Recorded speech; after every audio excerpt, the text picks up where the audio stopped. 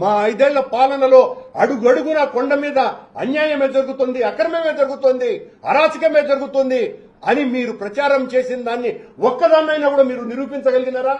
అధికారంలోకి వచ్చిన తర్వాత సాక్షాత్తు ఈ రాష్ట్ర ముఖ్యమంత్రి జగన్మోహన్ రెడ్డి నెయ్యిలో ఆవు కొవ్వు పంది కొవ్వు కలిపినాడు అన్నటువంటి ప్రచారం రాజకీయం కాదా?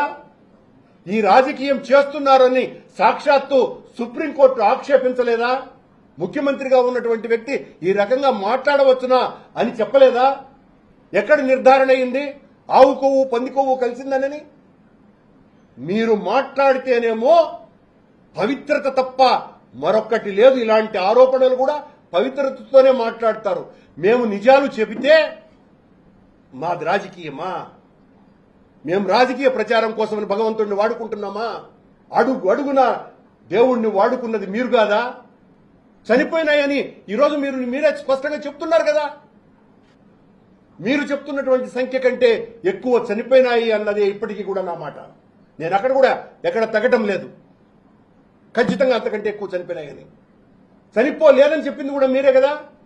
నేను మొట్టమొదట నా ప్రకటన చేసిన 10వ నిమిషమే టీటీడీ ఎందుకు అది ఫేక్ అని సోషల్ మీడియాలో పెట్టింది.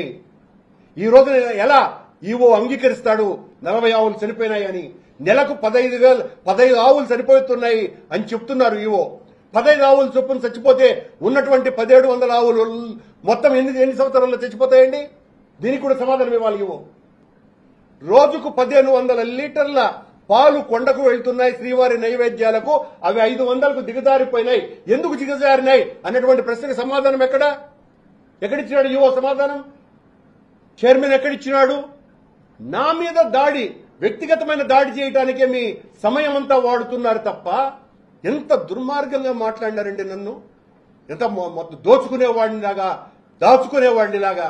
ఆ రోజు కూడా 2006 నుంచి 2008 వరకు నేను చైర్మన్ గా ఉన్నప్పుడు ముఖ్యమంత్రి చంద్రబాబు నాయుడు గారు ఇలాగే మాట్లాడి నేను దిగిపోయిన తర్వాత ఆయన టీటీడీ అడ్మినిస్ట్రేటివ్ బిల్డింగ్ ముందర ధర్నా కూడా చేసినారు.